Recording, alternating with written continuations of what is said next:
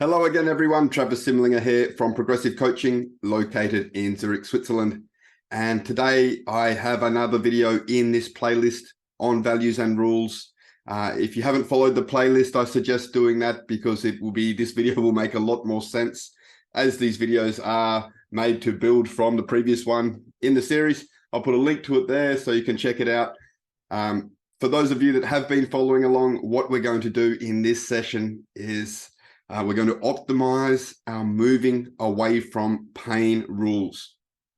Okay, optimize our rules to be self-serving as opposed to self-defeating, just like we did with our moving towards pleasure values. We're going to do the same trick with our moving away from pain values. Makes a huge difference in the quality of one's life. So without further ado, I'm going to share my screen right now and get straight into it. So let's look at the criteria now for self-serving rules for our moving away from pain values. Remember, we did exactly the same thing with our moving towards values. We looked at the criteria for self-serving rules as opposed to self-defeating rules. We're doing the same trick here with our moving away from pain values. So let's just bring it straight up. Criteria for self-serving rules.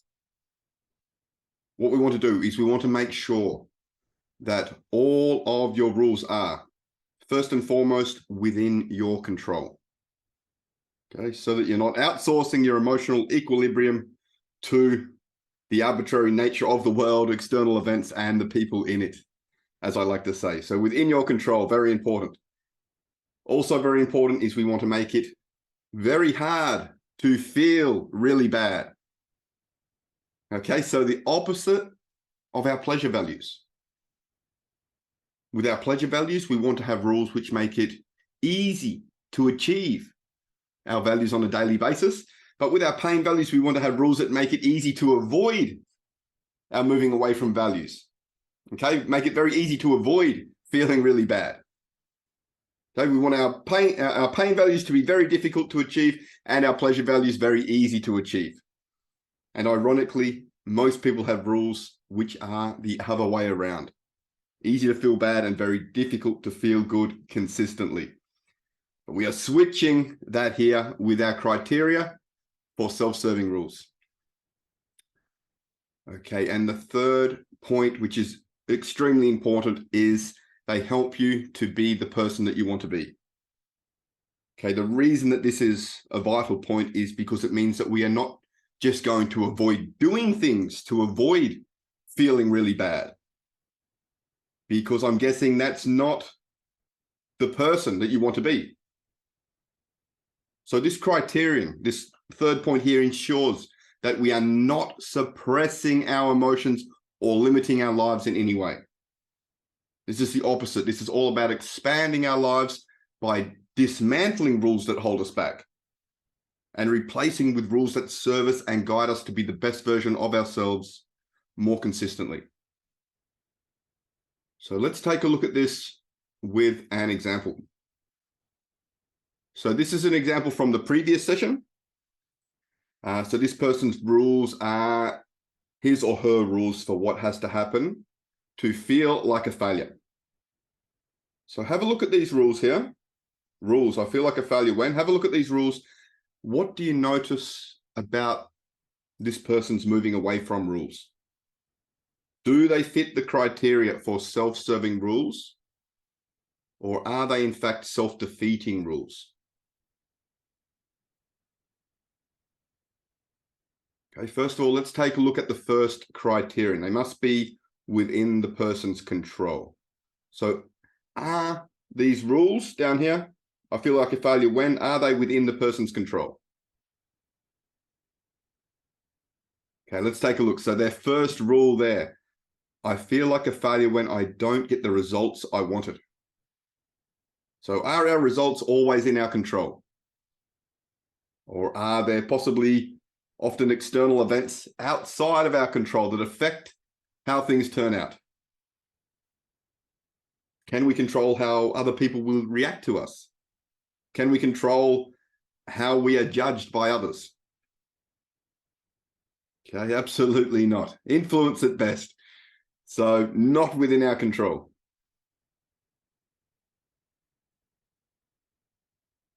So let's look at the second rule there. I feel like a failure when I don't do a good job on my project at work. Okay, a good job according to whom? Because if it's up to our own standard, then yeah, that's in our control. But if we have a standard that says something like everyone must think my project is great, or everyone must like my work, or I'm a failure, or if someone doesn't like my work, it means I'm a failure, then we've got a very self-defeating rule that will guarantee we feel like a failure more often than not. And also tell that to the Beatles and to Elvis and to J.K. Rowling and to Walt Disney, etc., whose work was rejected hundreds of times by top recording studios and by top publishers. But these people, these famous people, didn't consider themselves a failure. They didn't have these self-defeating rules. Because when we tell ourselves we are a failure, like our whole personality, our whole character, our whole identity is that of a failure, we beat ourselves into the ground. And we create a self-fulfilling prophecy if we're not careful. Because I'm guessing if these musicians and authors that I just mentioned, if they'd had just one simple self-defeating rule that didn't fit the criteria, okay, that said, if people don't think my work is good, then I'm a failure, they never would have gone on to become the megastars that they did. Such is the gravity of the rules that we hold. This is serious stuff. This stuff matters. Self-defeating rules is what drive people into the ground and create a downward spiral. Self-serving rules put you in control of you and creates an upward spiral. Okay, the progress is non-linear. It's compounded. Okay, so depending on how we judge whether we've done a good job or not, this is probably not within our control. Okay, if I don't do a good job on my project, probably not within our control. In any case, it's a complete overgeneralization. Not doing a good job on a project hardly denotes that you are a failure. A less than perfect project in one area of your life does not permeate one's entire being. So not a self-serving rule. Okay, the next rule up then, not as smart. I feel like a failure when I'm not as smart as other people in the conversation. Okay, is this within our control? Not normally. Unless the person intentionally hangs around people less educated than themselves because of their rule. And you might laugh at this, but this is the kind of unconscious behavior that human beings engage in. Because we're all trying to avoid pain using our unconscious rules as our guide. And this is the power of what we're doing here. We're looking for patterns that harm us instead of help us. And we're bringing it from the unconscious to conscious awareness and making some profound adjustments. So our default mode is recalibrated to act in our own best interest. And the last two there, you get the point. Actually, this last one, when I think I'm not good enough, this is within our control. It's up to us whether we tell ourselves we're not good enough. Okay, so it gets one tick, but it only needs one cross out of the 3 criteria to be deemed a self-defeating rule. And I'm pretty sure it's hard to, criterion 2 and 3 are going to take care of number 5. So let's go through them actually a little bit quicker now and look at criterion number 2. Make it hard to feel really bad. So do these rules make it hard to feel really bad, hard to feel like a failure? Let's have a look. So don't get the result I want. And that's pretty easy to have happen, right? Things rarely go exactly as you expect. So does not fit the criterion number 2 for a self-serving rule. Someone doesn't think I did a good job on a task. So that's also pretty easy to happen, right? Not hard for that to occur. And if we meet a person who is smarter than us, well, that's pretty damn easy with 8 billion other people on the planet.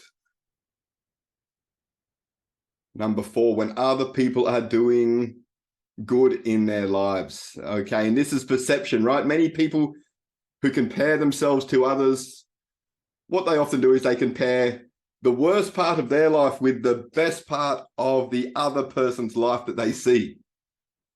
And perception is reality, and then they feel bad.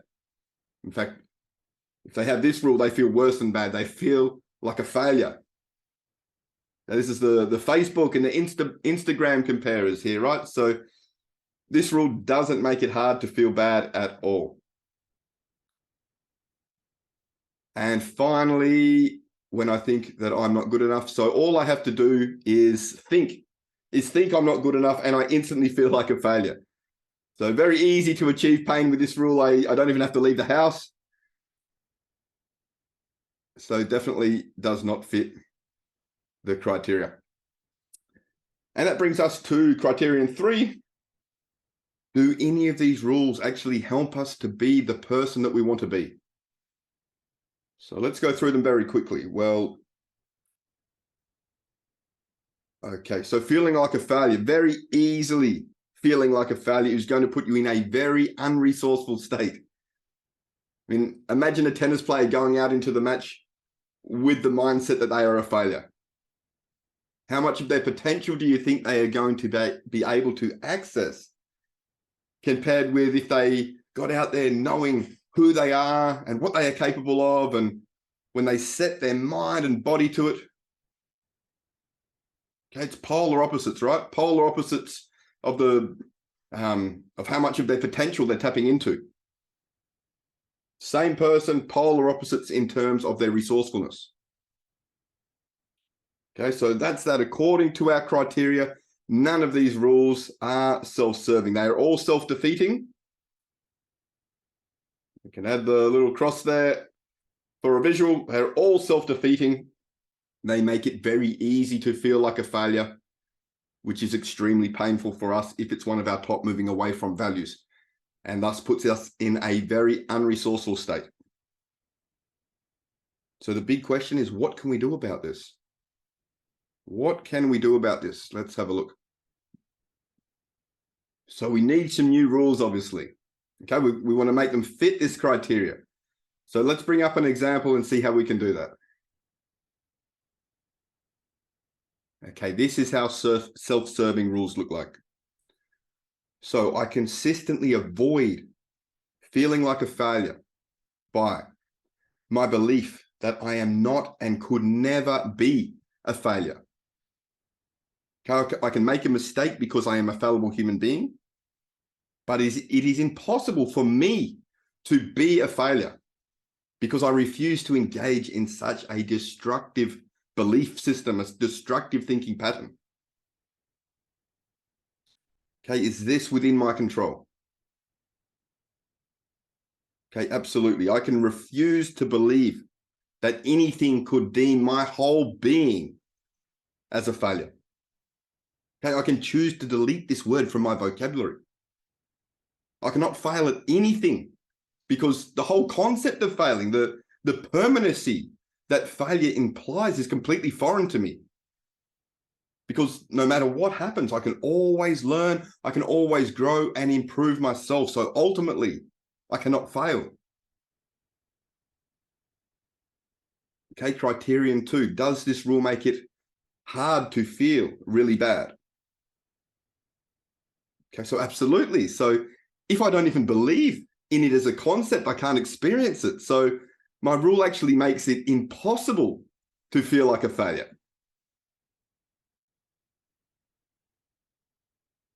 And criterion 3, does this rule help me to be the person I want to be? Absolutely, it does, because ultimately I want to be able to access the best version of myself consistently.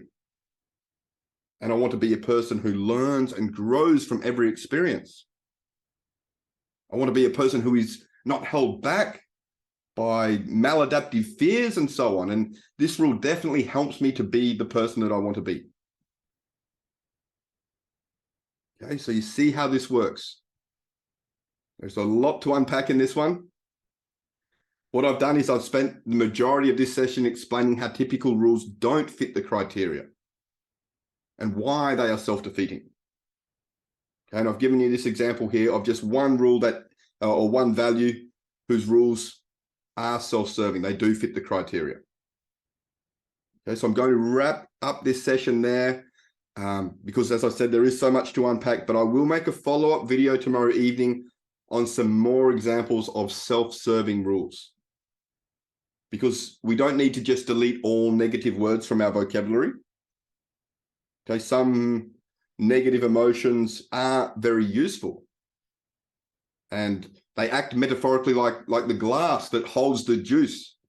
Okay, we need some boundaries of our standards, like shame, the value, the moving away from pain value of shame, for example, is very important. Okay, we don't just have to say, I can't possibly feel shame because I delete the concept. That would then probably not fit our criteria anyway, because being completely shameless might not help you be the person you want to be. Criteria number 3 there. Okay, so lots more to come. We will continue with how to optimize our moving away from pain values in the very next session. And apart from that, please give the video a like, give it a comment so that more people can benefit from it if you got any value out of this video at all. And I look forward to producing the next one and sharing that with you tomorrow. Cheers.